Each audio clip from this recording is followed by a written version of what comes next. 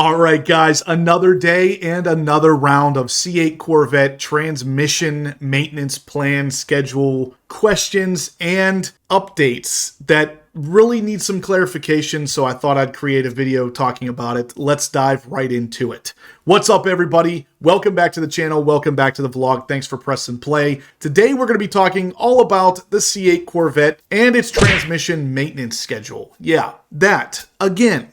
Because I just keep seeing a lot of the same questions and a lot of the same concerns popping up on the Facebook groups and the Corvette forums. And it's really, really odd to me that the service plan for this Corvette is so largely disconnected from its users. Now, we're going to talk all about that in a second, but what we really want to get into here is the brass tacks. What it is you have to do as a Corvette owner to make sure your warranty is intact and to make sure your car is running as good as it possibly can for as long as it possibly can. Now, if we crack open the user manual, which if you have a 2025 or newer, you're not going to have in your car, but you can still access it on the internet. We're going to open that up and go straight to the maintenance schedule part of that particular owner's manual, and that's where we're going to see the maintenance items for this transmission that you have to do. You 100% have to maintain these items to make sure you keep your warranty intact on the car, as well as keeping it running as good as possible. And that's where things get really, really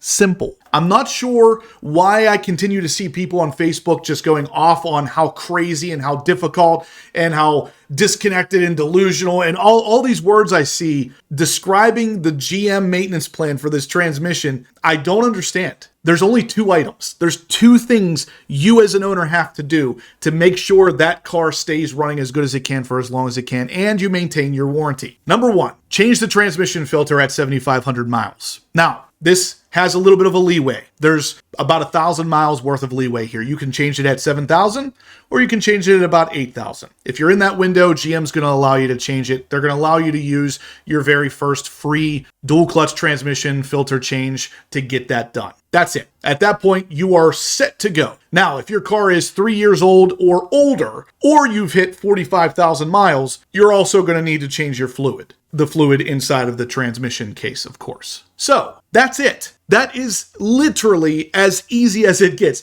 I don't understand the confusion around this. I really don't. Now, recently there was an article that came out that I guess GM simplified the 2026 version where they don't require any kind of flush procedure before changing that filter. Guys, this isn't anything new. This has been the case forever. The only difference is now it's in writing from GM for the 2026s and up. Josh Holder has gone on record to say himself that that flush is not required and it really is only there for the people who barely ever drive their car and take it down to the dealership that's 2 minutes down the road and it doesn't actually get a chance to cycle any of the fluid through the filter. If you're driving your car on a normal basis, you do not have to worry about that flush procedure anyway. All that flush procedure does is push all the dirty fluid into the filter to make sure any debris is captured in that filter before they change it. Now, if you're driving your car normally, you're going to be doing this naturally. You don't need to do the flush procedure. The hydraulic system flush does kind of the way it's described. It forces transmission fluid through the fine filter, the filter that you replace. So at a dealership,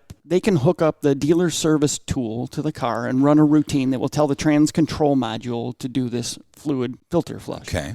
And because the car is already hoisted on a rack, the technician's already got the panels off, there's some other work he's doing. This kind of happens in parallel in the background. Okay. So we're doing it at a dealer visit because we can, and we can take the last bit of whatever contamination might be in the oil and get it into the filter before the technician replaces it. Do-it-yourselfers have become nervous that, hey, now I can't do it myself. I don't have a service tool. I can't force this routine. You don't have to do the routine. Like I said, we do it because we can, but the fine filtering routine happens through normal driving anyway. In fact, when you're driving steady state, like say down the highway, right, we run a routine in the transmission that will force more of that fluid through the fine filter. So normal driving is doing this. If you are a do-it-yourselfer, you don't want anyone else touching your car, you can change the trans filter without running this routine. Now with the 2026s and up, GM has actually put it in writing that that is not going to be required anymore. So regardless of the reason, the flush is not necessary. You do not have to do that. If you can prove you're changing your own filters, that's all that matters. Now, obviously, the first one at 7,500 miles is already covered, so let GM do that. Let them document it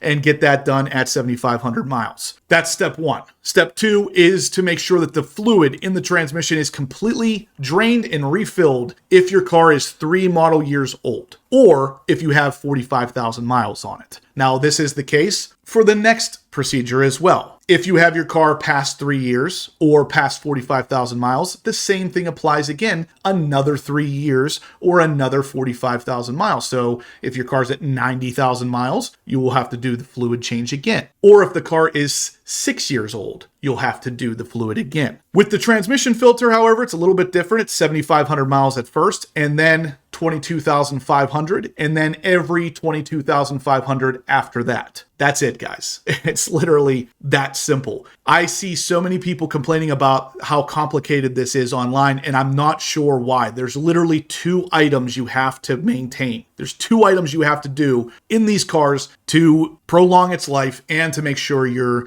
abiding by GM's warranty requirements. Again, change the transmission filter at 7,500 miles, change the fluid at 45,000 miles or 3 years. I know with the latest simplification from GM for the 2026, this threw a wrench into the works, and now everybody was up in arms asking questions about why this is so difficult, why it's so confusing. It's still the same thing, guys. The 2026s and newer don't have to do the flush procedure before the 7,500 mile transmission filter change, but that's not really anything new. It is new in the fact that GM has it in writing now, but we've heard Josh Holder himself say it is not required. I've talked to my technician at the dealership that I get my work done at. He said the same thing. It's not required. As long as you drive the car to him and you're driving more than a couple miles, it's doing the same thing. Now, if your car sits for months upon months upon months and you take it down to the dealership that's 2 minutes down the road, yeah, maybe you should do the flush procedure just to make sure you're getting all the dirt into that filter. But that's not even something that you can't do at home. There are plenty of OBD2 port reader tools out there that will allow you to do the mechanical flush. And all that's doing is, like I said, pushing the fluid through that filter to make sure it's capturing all the dirt particles. I've changed the transmission filter on my car many times and have noticed the same thing every time. It's super easy to do, and if you go to the right place, you can get the filter for about $100. The maintenance part of this car is super cheap, super easy, with the exception, of course, of the fluid. The fluid is like $45 a quart. You can get it a lot cheaper online if you look around,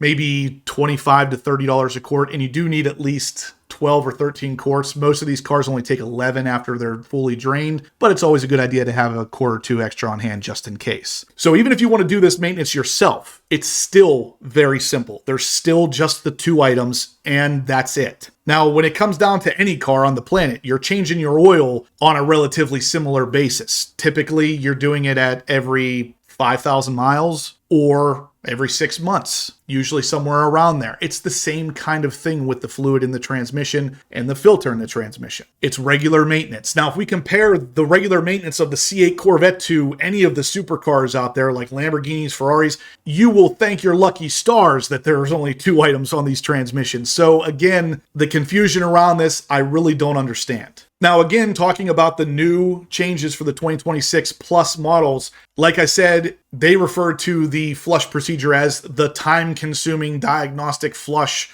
is no longer required. So again, that is in writing now, but it's not really anything new. It does say, however, that the previous models, 2020 to 2025, must follow the original schedule. Initial external canister filter change at 7,500 miles with the plus or minus 500 miles, with filter changes coming after every 22,500 miles. Warranty compliance. This is what we're talking about here, guys. The 7,500 mile or within the 2 years for the older model, 3 years for the newer models, filter change is critical for warranty compliance. You have to do this at 7,500 miles. If for some reason you have an older car and you are now out of that 2-year period where they would give you that 7,500 mile filter change for free, you're still going to have to do it. You're just going to have to pay for it now in order to maintain your powertrain warranty. They do put in writing that if the car is tracked, if you track a lot, you should change the fluid and the filter every 24 hours of track use. Again, guys, this is kind of common sense. If you track your car, if you beat on it a lot, you're probably changing the oil and the oil filter more often than the car requires as well. This is not anything new with this stuff. While it is simplified to some degree for the 2026 model year, that's really only in writing. It's kind of been that way for all of them anyway. I've done the transmission filter change on my personal car multiple times, and haven't done the flush procedure because of the fact that Josh Holder himself said it's not really necessary as long as you drive the car. With all this said, the other questions I get a lot are, how often can you change the filter without adding fluid? Or how often should you add fluid after changing that filter? I changed the filter on my black Z06 4 times in the 13,000 miles that I owned it. And the last time that I changed it, I checked the transmission fluid, and when I removed the fill port plug, fluid was still coming out, meaning the transmission fluid was still perfectly filled.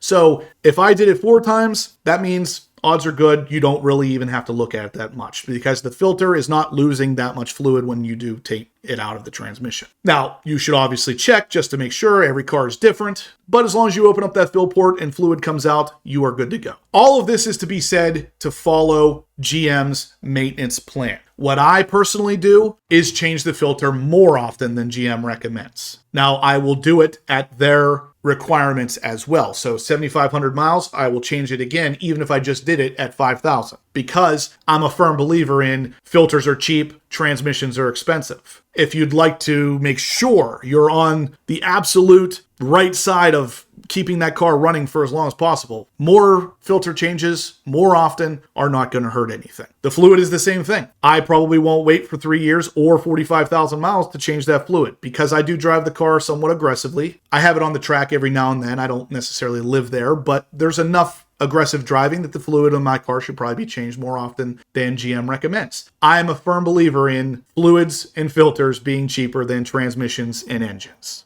You probably should be too. But either way, guys, I wanted to put this out there one last time. The last video I created on this, I literally had a couple comments saying that this is a video that should be reshared every so often just to make sure that new people are seeing it, and that's what I'm doing here. One last time, it's simple. Change your transmission filter at 7,500 miles. If you want to do it prior to that, like I recommended for keeping everything nice and clean, you can, but make sure you're doing it at 7,500 miles as well. The fluid, every 3 years or 45,000 miles. If you want to do it sooner than that, that's fine. Like I said, fluid's cheap, transmissions are not. But if you're driving just normally, every 3 years is where you want to be with that. So super simple, guys. Those 2 items will make sure your warranty is intact, and it will make sure your car lasts as long as you want it to. Hopefully that helped, guys. If it did, smash the thumbs up button. Let me know you're liking the content. Subscribe if you haven't yet. And as always, stay obsessed.